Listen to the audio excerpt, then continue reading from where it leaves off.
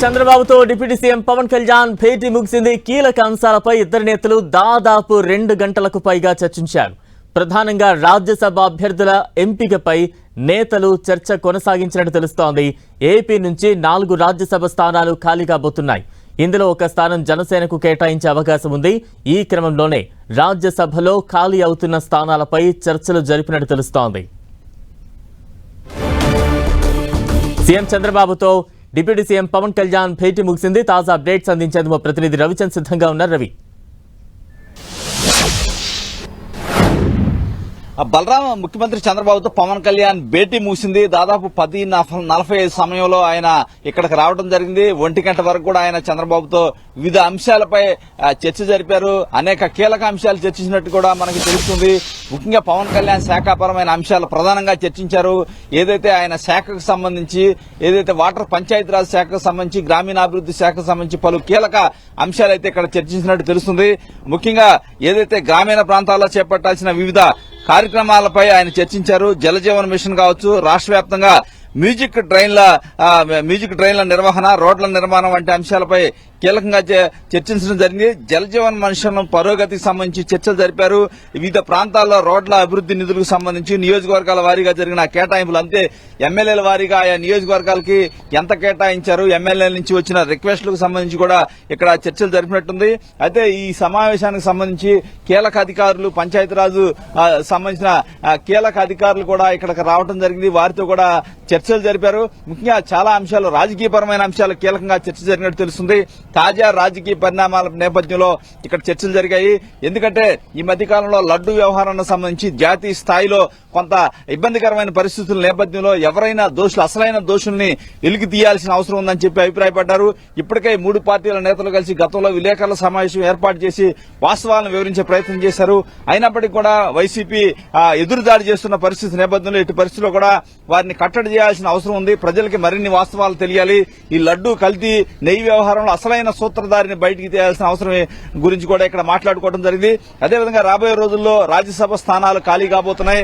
June వరకు కూడా 4 స్థానాలు, ఇప్పుడు వరకు వైసీపీ అధీనంలో ఆ 4 స్థానాలు ఉన్నాయి. అవన్నీ కూడా రాష్ట్రంలో మారిన అధికార మార్పిడి నేపథ్యంలో ఆ 4 స్థానాలు కూడా టీడీపీకి దక్కే అవకాశం ఉంది. కూటమి తరఫున ఏదైతే నామినేటెడ్ పదవుల్లో కూడా కొన్ని నిష్పత్తిలో వీరైతే పంచుకుంటున్న పరిస్థితి ఉంది. ఈ నేపథ్యంలో ఆ 4 స్థానాల్లో కూడా డెఫినెట్ గా ఒక స్థానం జనసేనకు వచ్చే అవకాశం ఉంది. జనసేన అభ్యర్థికి సంబంధించి ఇక్కడ చర్చ జరిగిందని ఒక సమాచారం వస్తుంది. ఎట్టి పరిస్థితుల్లో కూడా 4 కూడా ఆ కూటమికి దక్కే అవకాశం అయితే ఉంది. ప్రధానంగా ఇక్కడ ఏదైతే ఏప్రిల్ ఫస్ట్ వీక్ లో దానికి సంబంధించిన ఏదైనా షెడ్యూల్ విడుదలయ్యే అవకాశం అయితే మనకు కనిపిస్తుంది. ఈ నేపథ్యంలో ఆ 4 స్థానాలకు సంబంధించి కూడా కొంత చర్చ జరిగినట్టు తెలుస్తుంది. జనసేనకు సంబంధించి ఇప్పటికే వారు ప్రాథమికంగా పవన్ కళ్యాణ్ లింగంనేని రమేష్ వైపు మొగ్గు చూపుతున్నట్టు కూడా సమాచారం వస్తుంది.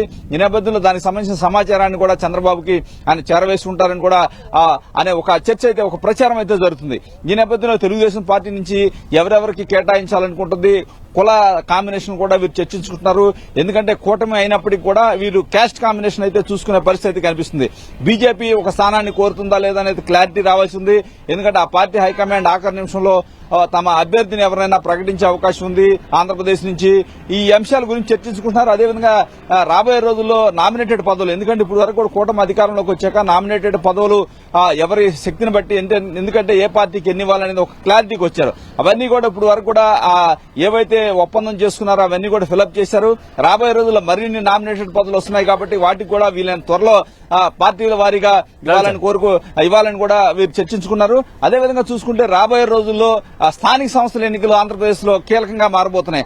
ఆ స్థానిక సంస్థల్లో ఎన్నికల్లో కూడా ఇప్పుడు వరకు కూడా 3 పార్టీలు ఏ విధమైన సమన్వయంతో ముందుకు పోతున్నారో ఆ ఎన్నికల్లో కూడా వైసీపీని కోలుకోలేకుండా దెబ్బ మీద దెబ్బ పడాలనే విధంగా కూడా వీరు చర్చించుకుంటున్నారు. ఇటు పరిస్థితుల్లో కూడా వైసీపీ ఇప్పుడు వరకు కూడా బలపడలేదు. 2024 ఎన్నికల ఫలితాల స్థాయిలోనే ఈ స్థానిక సంస్థల ఎన్నికలు కూడా ఫలితాలు ఉండాలనేది వీరు ఆలోచనగా మనకి కనిపిస్తుంది.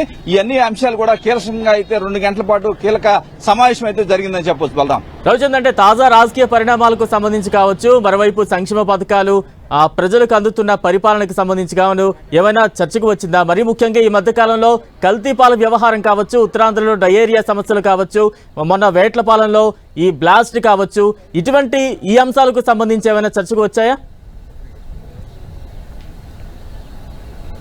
డెఫినెట్ గా ఈ అన్ని అంశాల గురించి కూడా ఎప్పటికప్పుడు చర్చించుకుంటున్నారు. ఎందుకంటే మీరు అన్నట్లు వేటపాలానికి సంబంధించి కూడా చంద్రబాబు పవన్ కళ్యాణ్ అర్ధరాత్రి 1 గంట సమయంలోనే రాజమండ్రి ఎయిర్పోర్ట్ లో కలుసుకున్న పరిస్థితి ఉంది. ఈ నేపథ్యంలో ఏదైతే శ్రీకాకుళంలో సంబంధించిన డయేరియా వ్యాప్తి కావచ్చు, అదేవిధంగా రాజమండ్రిలో కల్తీ బాల వ్యవహారం, ఇవన్నీ అంశాలు కూడా ఎప్పటికప్పుడు చర్చించుకుంటున్నారు. ఎందుకంటే రాష్ట్రంలో తాజా పరిణామాలు, ఎందుకంటే రెగ్యులర్ గా సీఎం డిప్యూటీ సీఎం అన్ని అంశాల గురించి కూడా అప్పుడప్పుడు కలుసుకున్న పరిస్థితి ఉంది. ఈ మధ్య కాలంలో శాసనసభ శాసనమండలి జరుగుతున్న పరిణామాలను కూడా వీరు చర్చించుకున్నారు. ఆ సభల్లోనే శాసనసభలోనే త్వరలో కలవాలని ఇరువురు కోరుకున్నారు. ఆ నేపథ్యంలోనే ఈ కలయిక జరిగిందని కూడా మనం చెప్పుకోవచ్చు. రాష్ట్రంలో జరుగుతున్న పరిణామాలు కావచ్చు, రాజకీయ పరిణామాలు ప్రధానంగా చర్చిస్తున్నారు. ఎందుకంటే వైసీపీ చేస్తున్న కార్యక్రమాలు కౌంటర్ చేయాల్సిన అవసరం ఉంది. కూటమి నేతలంతా కూడా 3 పార్టీలు కలిసి వారు చేస్తున్న ఆరోపణలు తిప్పికొట్టాల్సిన అవసరం ఉంది. గత 5 ఏళ్లలో పాలన కావచ్చు, కూటమి అధికారంలోకి వచ్చిన తర్వాత జరుగుతున్న దాదాపు ఏదైతే 20 నెలల పాలన కావచ్చు, ఏ విధమైన పరిణామాలు ఉన్నాయి, ఇక్కడ ఏ విధంగా మార్పు వచ్చింది ఆంధ్రప్రదేశ్ లో పెట్టుబడులు కావచ్చు, ఆంధ్రప్రదేశ్ కు సంబంధించి రాజధాని కావచ్చు, పోలవరం కావచ్చు, ఈ విధంగా శరవేగంగా పరుగులెత్తున్న పరిస్థితి. ఇవన్నీ కూడా అభివృద్ధిని కూడా ప్రజలకు చెప్పాల్సిన అవసరం ఉందని కూడా ఇరువురు నేతలు భావిస్తున్నారు. ఇదే విధమైన ఇరువురు మధ్య ఏ విధమైన కోఆర్డినేషన్ ఉందో కింది స్థాయిలో కార్యకర్తల వరకు కూడా అదే కోఆర్డినేషన్ ఉండాలని వీరి భావనగా ఉంది. రాష్ట్రంలో పరిణామాలన్నీ కూడా ఎప్పటికప్పుడు చర్చించుకుందాం, ఇక నుంచి రెగ్యులర్ గా కలుసుకోవాలని కూడా వీరి అభిప్రాయపడినట్టు కూడా మనకు తెలుస్తోంది. Balram. Right, thank you Ravichand.